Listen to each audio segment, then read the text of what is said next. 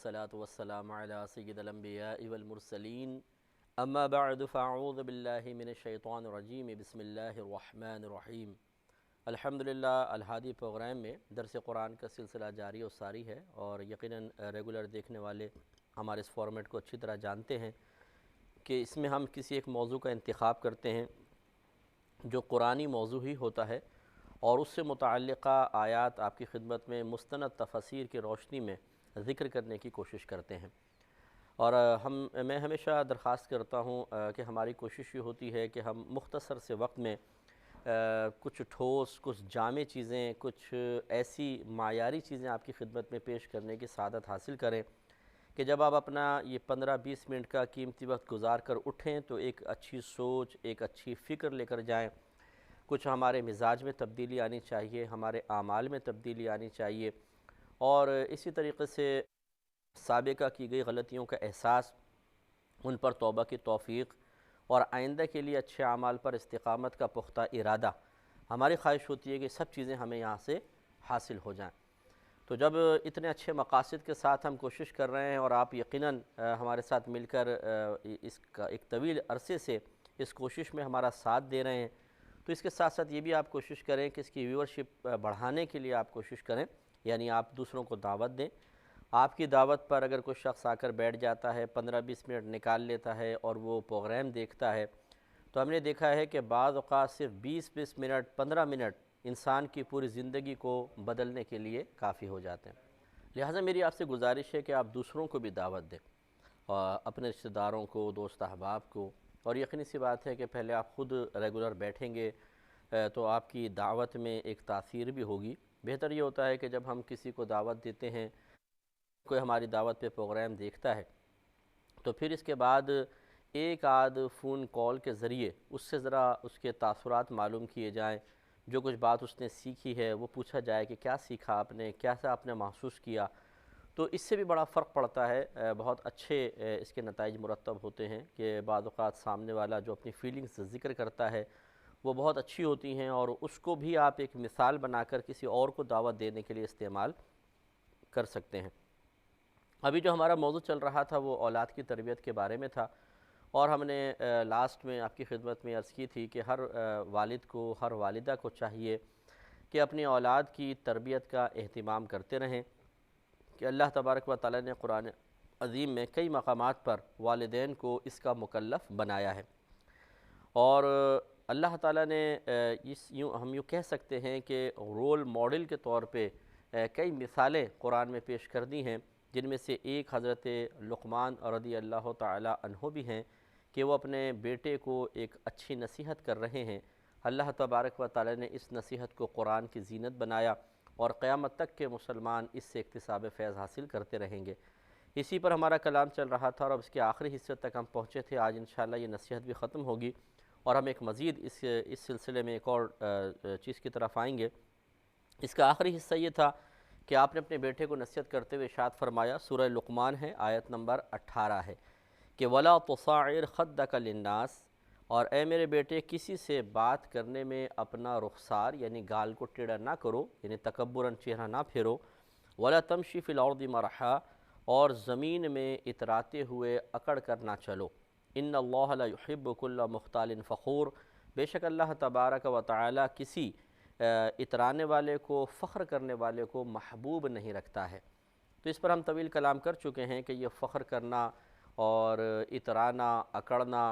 غرور کرنا، تکبر کرنا، اور پھر اس کی ظاہری علامات کا ہماری شخصیت میں ظاہر ہو جانا، اور پھر دوسروں کا اس کو محسوس بھی کر لینا، اور محسوس کرنے کے بعد پھر قلبی یا زبانی غیبت میں مشغول ہو جانا اور ہم سے بدگمان ہونا،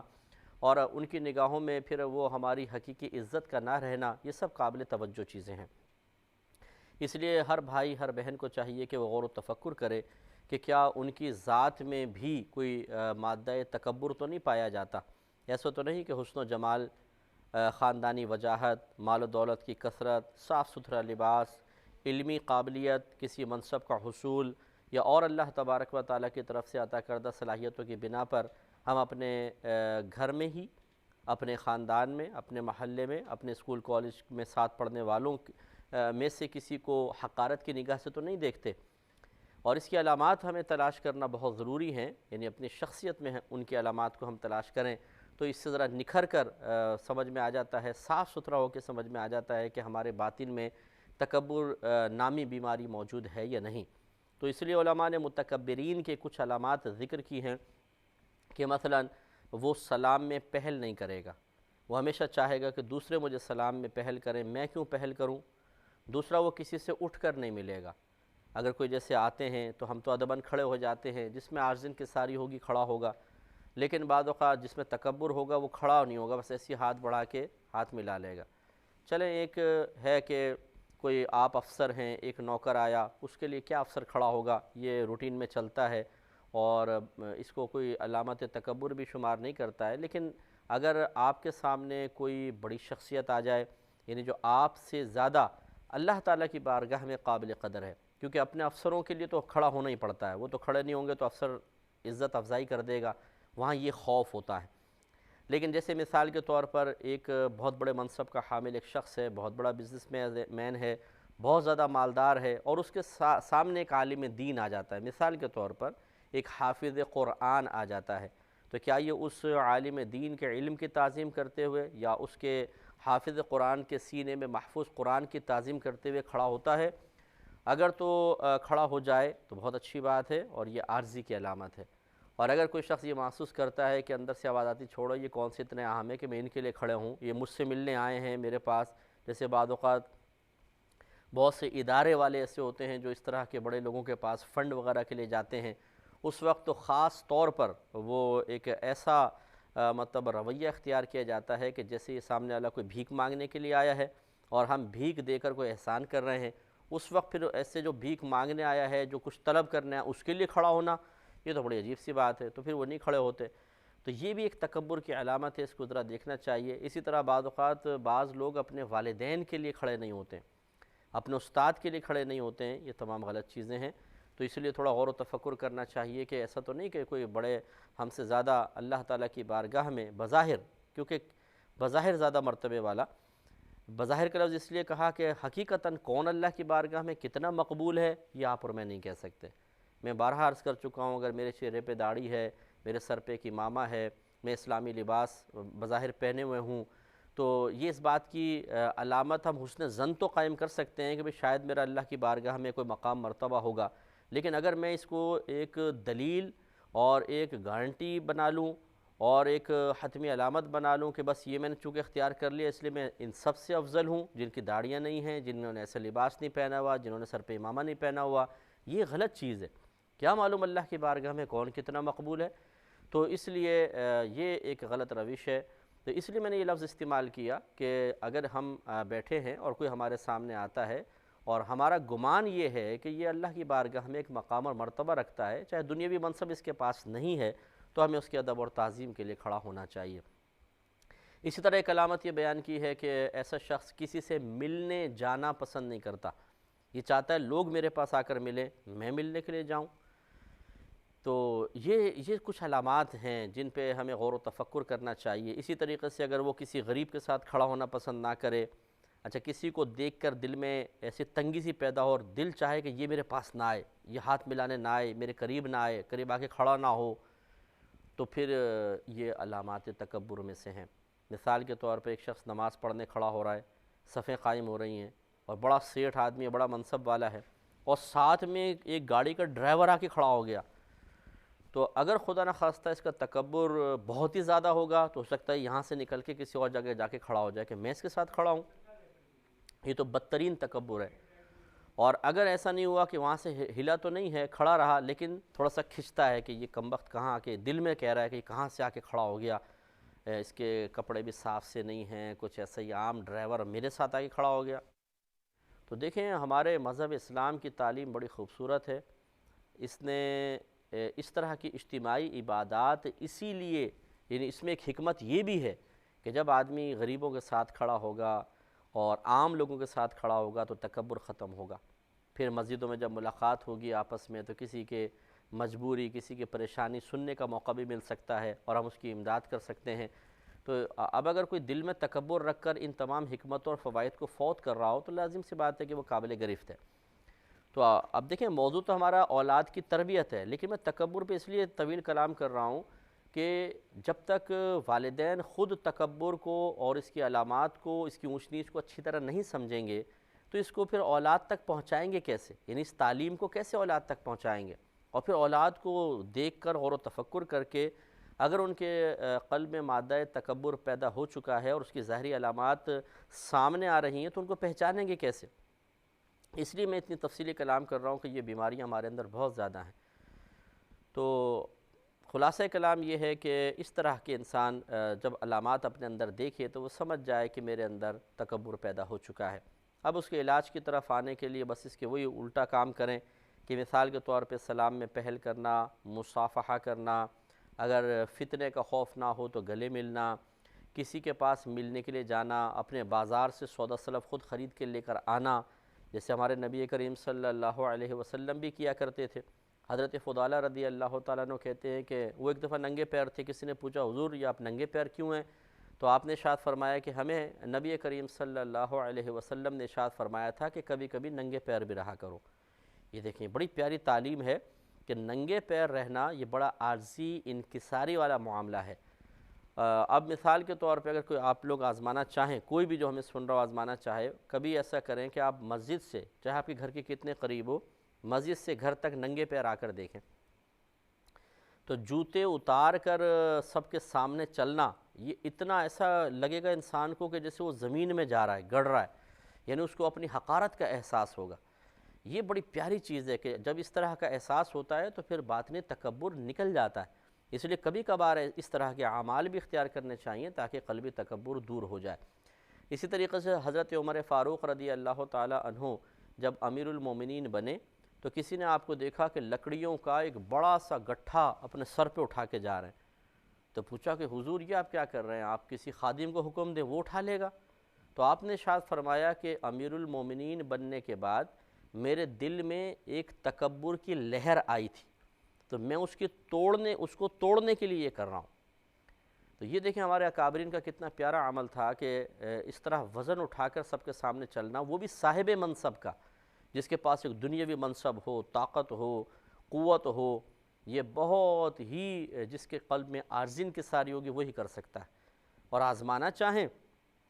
تو یہ تو حضرت امیر المومنین تھے، صحابی اور رسول تھے، قطعی جنتی تھے۔ نبی کریم صلی اللہ علیہ وسلم کی زبان اقدس سے 10 صحابہ کا نام ایک ساتھ لے کر جنت کی بشارت دی گئی، جنہیں عشرہ مبشرہ کہتے ہیں، ان میں سے ایک یہ بھی ہیں۔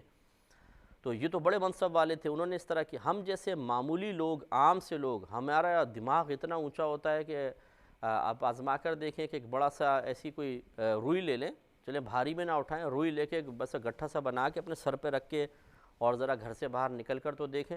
اگر نفس مان جائے تو پھر کہیے گا آپ، نہیں مانے گا۔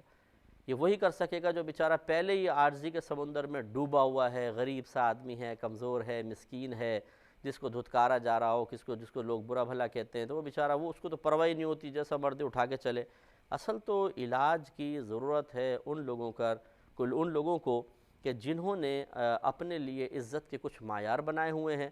اور وہ سمجھتے ہیں کہ چند زبان سے عاجزانہ الفاظ کا نکال دینا ہی حقیقتاً عاجزی انکساری ہے، اور چونکہ ہم ان الفاظ کو نکالنے پہ قدرت رکھتے ہیں اس لیے ہمارے دل میں تکبر نہیں ہے۔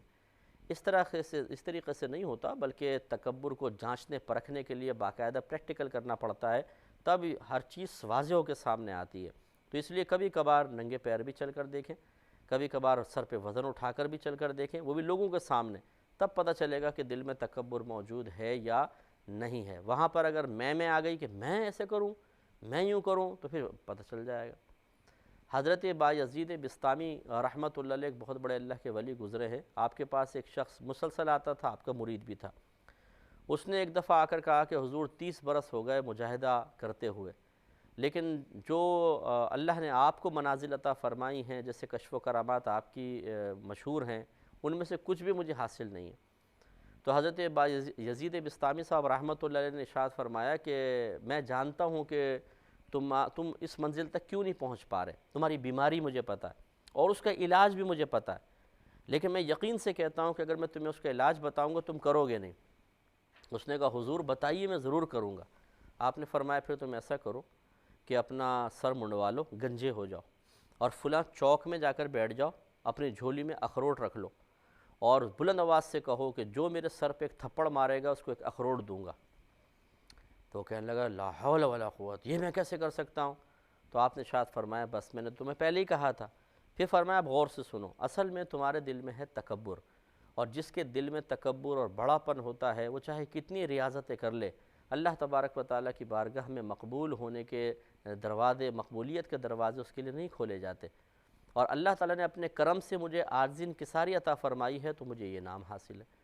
تو یہ ہے وہ اصل چیز۔ دیکھیں اگر ہم چاہتے ہیں کہ ہمارے بچے بھی روحانی اعتبار سے اللہ تبارک و تعالیٰ کے قریب سے قریب تر ہوتے چلے جائیں، اللہ تعالیٰ کی رحمت انہیں اپنی آغوش میں لے کے رکھے، اللہ تبارک و تعالیٰ ان کو فتنہ فساد سے محفوظ فرمائے، اور ان کے ایمان کی حفاظت غیب سے ہو، تو پھر ہمیں انہیں عاجزی انکساری کی طرف لانا چاہیے اور تکبر سے بچانے کی کوشش کرنی چاہیے۔ اس لیے آج میں نے مزید اس پروگرام میں، حالانکہ پچھلے پروگرام میں اگلے حصے کی طرف چلا گیا تھا، لیکن پھر میں نے دوبارہ اس پہ کلام کرنا مناسب سمجھا، کیونکہ جو ہم آج کل دیکھ رہے ہیں ہمارے معاشرے میں کہ یہ بیماری اتنی زیادہ عام ہو چکی ہے، اور اتنی مہلک بیماری ہے، اتنی مہلک ہے